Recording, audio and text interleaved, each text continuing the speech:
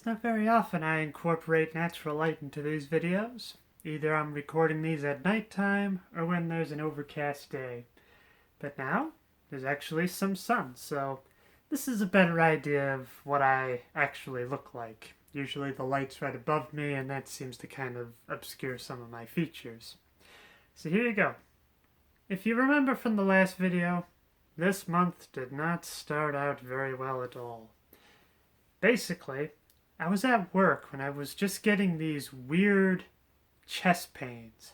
After about an hour of it not going away, I figured it'd be a good idea to go to urgent care and see what was up. There I ran through the gauntlet of a lot of different tests. They ran an EKG, got an x-ray, as well as just a general check on my pulse, blood pressure, and all the other signs. Probably the two major things to note about that is, well, I realized I wasn't dying of a heart attack, or was what was known as a PVC, I want to say, which I was really grateful for because heart conditions are not something that most surgeons want to deal with. But probably the other thing I found interesting. So the first nurse I talked to, she actually had a partner that was transgender. However, they were transitioning female to males. So they had a few preliminary questions because they were kind of curious how the process was different. And so I was able to give them a little bit of education.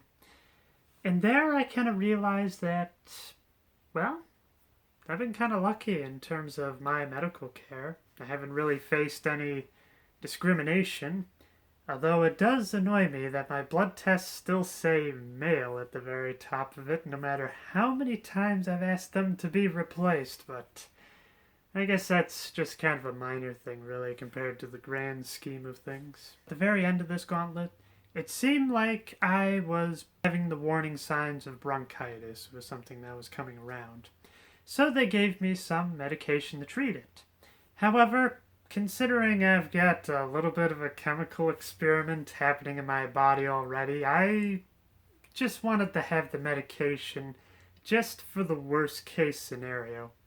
Luckily though, it cleared up within the next few days, so I didn't have to worry about it. After that, it was mostly just a lot of talking to my therapist, which is something that's starting to become a little bit more tense.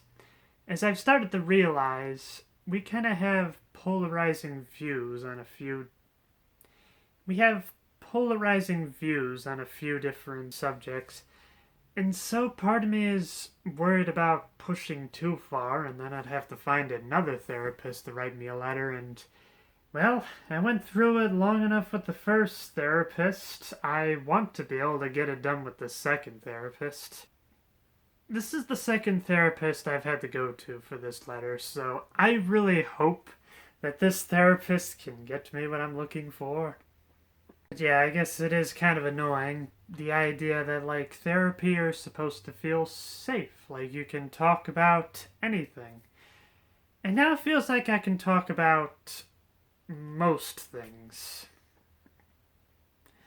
I mean, I've had to deal with worse with just typical conversations with friends, but with a therapist, you're kind of under the impression that, well, nothing is off the table. But who knows?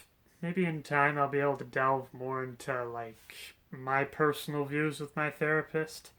And then maybe I can see how accepting they are about it, but as of now, it's a little like, you know how I don't like to discuss politics? It's kind of the same reason as that. What really started all this is my therapist had this PowerPoint presentation that just kind of went over every single aspect of what I'm going to start calling the Rainbow Alliance, because there's too many letters and it seems like they add another new one every year, so I figure Rainbow Alliance covers everything. And I guess alphabet soup has been taken already, so that's why I stopped using that one. Anyway, I remember we got maybe a quarter of the way through the presentation when I'm like, I already read through this. And on top of that, I have a pretty good idea of what most of this is about. Can we get on to something that's going to pertain more to the reason I'm seeing you, which is the letter in the first place? And luckily we're able to do that, as well as steer clear from some of the one or two points that we disagreed on. So what we have been mostly talking about is bottom surgery, as well as just the general healing process, what I need in order to prepare for this properly. And it's one of those things that, like, I know it's going to be a bloody mess. And now I know I'm going to be out of commission for more than a month. And I'm going to need to heavily rely on people that I've never been able to do before. I've had a very hard time asking for help in my life. Because most of the time whenever I did it, nobody was there to help me. And so I just got tired of asking since nobody was listening. And now I'm to the point where people can listen, but I'm not really sure how much they can even help me, as this is a rather all-encompassing thing. But even with all this, I really do still want surgery. I mean, just the idea of having proper set, shall we say, it just makes me happy. I feel like a teenage girl at a Jonas Brothers concert every time I think of it, because just inside me there's a little girl going, ee! You know, something like that.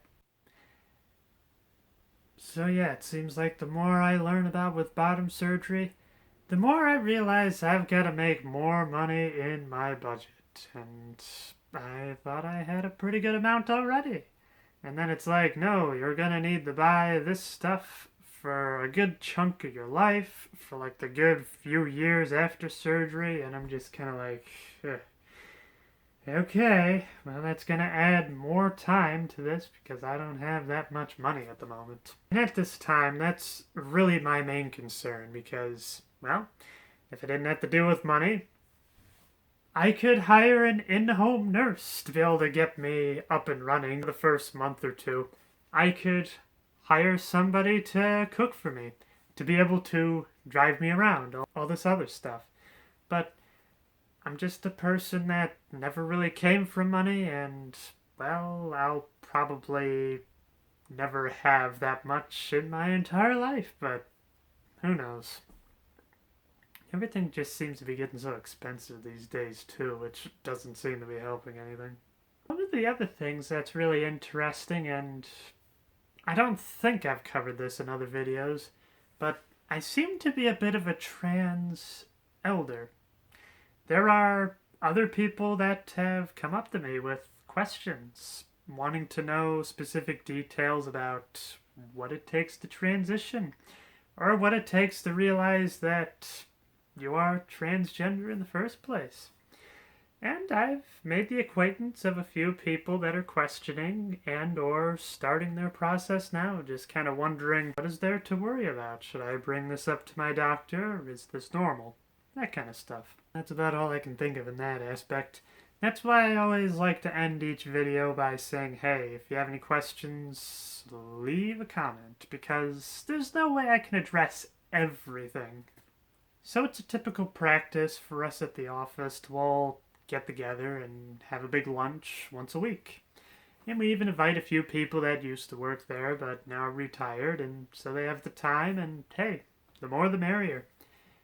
We went out to this one place to eat, and everything was going fantastically. It was just kind of one of those meals. It was not only very nourishing, but it was just good for the soul. It kind of made the rest of the workday just that much better because of it.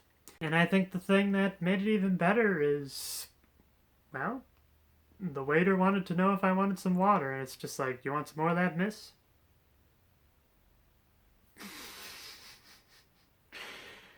But I think the thing that was even more hilarious is one of my coworkers was looking at me, blushing just as much as I was at that point, and I'm like, you doing alright over there? And then later when we got back to the office, he's just like, yeah, I heard them address you as ma'am. And I'm like, yes, they did, I love it. But the only part that kind of concerns me a little bit is I can't tell if they were being genuine or because they were doing it out of spite. So the main reasons I bring this up is that I recently had my face laser hair removed about 9 days before I went there. And as a way to try to get more of the hair to fall out, I try to let it grow out as much as I can in hopes that they'll just kind of fall out and be done with. And I was getting a little scruffy. So I almost kind of thought I looked rather masculine, but then again, I guess maybe seeing me at a distance, they couldn't see the scruff.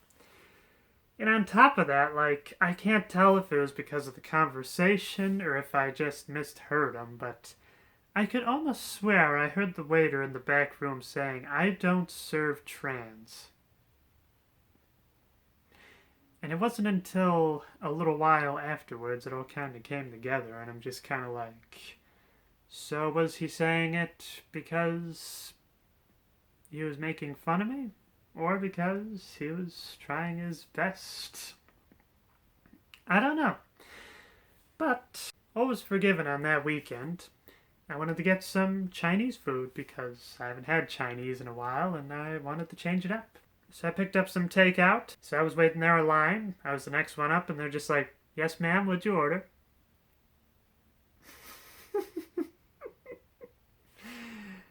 It still makes me happy. So I was waiting there in line. I was the next one up and they're just like, "Yes, ma'am, what'd you order?"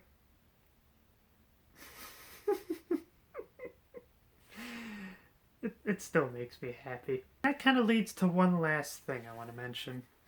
So it's very interesting. The idea that, like, a stranger using proper pronouns, as well as my proper name, that still gives me a hint of joy. But yet, when it comes to people that have known me for a while, it's not special anymore. Like, people that have been calling me by correct name since day one, it just feels like that's it. They're just calling me by my name. But if a complete stranger came up to me and they were just like, "Yeah, Julia, what do you want?" Or somebody's like, "Yes, ma'am," that still gets me. Which it's a little interesting to think about that after enough time, it's just going to be normal. It's not going to feel special anymore. Which I'm still on the fence and trying to figure out if that's a good thing or a bad thing. I'm going to say it's a good thing. Well, it's not special. At least it's proof that these hormones are working. That people can see and hear me as a woman. And maybe someday it'll be a lot more common. Like I mentioned earlier, if there was anything else you wanted to talk about, feel free to leave a comment and I can address it there. Until next time, be yourself, no matter who that is.